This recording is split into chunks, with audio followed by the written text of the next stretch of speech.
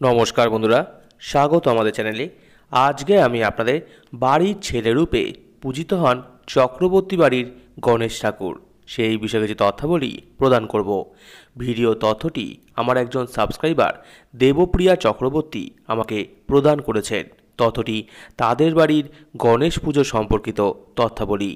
তথ্যটি আমাদের সকলের সাথে শেয়ার করার জন্য দেবপ্রিয়া চক্রবর্তীকে অসংখ্য ধন্যবাদ। আপনাদের কাছে অনুরোধ, ভিডিওটি আপনারা সম্পূর্ণ দেখুন। তাদের বাড়িতে মাঘ মাসে গণেশ পুজো করা হয়। পুজো নিয়ে অনেক কাহিনী আছে। তিনি যখন ছোট ছিলেন, মানে 2010 সালে গণেশ পুজোর সময় তিনি বাড়িতে গণেশ পুজো করার জন্য জেদ ধরেন। বাড়ির লোকেরা তখন বাড়িতে থাকা ছোট্ট গণেশের মূর্তিতে তাকে পুজো করতে দেন। এরপর তিনি জেদ ধরেন যে তিনি গণেশ ঠাকুরের বড় মূর্তি এনে পুজো করবেন। অনেক জেদ করার পর তার বাড়ির লোকেরা তার জন্য গণেশ ঠাকুরের মূর্তি নিয়ে আসেন। দুর্গাপুজোর পঞ্চমীর দিন তাদের বাড়িতে গণেশ ঠাকুরের আগমন হয়। যখন গণেশ ঠাকুরের আগমন হয়েছিল তখন অলৌকিকভাবে শাঁখ বেজে ওঠে এবং টিভিতে গণেশ ঠাকুরের মন্ত্র শুরু হয়ে যায়। তারপর থেকে তাদের বাড়িতে গণেশ ঠাকুরের নৃত্য পুজো শুরু করা হয়। তিনি গণেশকে দাদা বলে ডাকে। বাড়ির সবাই গণেশকে বিভিন্ন নামে ডাকে, যেমন বাবু সোনা, গণদাদা, বাপ্পা ইত্যাদি। গণেশকে তাদের বাড়িতে বাড়ির ছেলে রূপে পুজো করা হয়।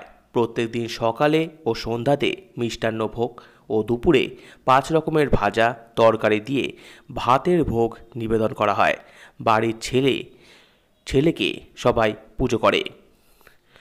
আশ্বিন মাসে গণেশ পুজোতে 11 দিন ফল, মোদক, লাড্ডু ও বিভিন্ন মিষ্টির ভোগ দেওয়া হয়। এছাড়া মাঘ মাসে সরস্বতী পুজোর আগের দিন ও পয়লা বৈশাখে গণেশ ঠাকুরের বিশেষ পুজো করা হয়। এছাড়াও যখন দেবদেবীদের পুজো হয় সেই দিনও বিশেষভাবে গণেশ ঠাকুরের পুজো করা হয়। তাদের গণেশ ঠাকুর খুবই জাগ্রত।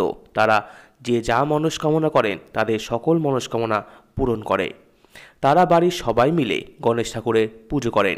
মন্ত্র না জানলেও মনের ভক্তি দিয়ে তাদের বাড়ির গণেশ ঠাকুরের পুজো সম্পন্ন করা হয়।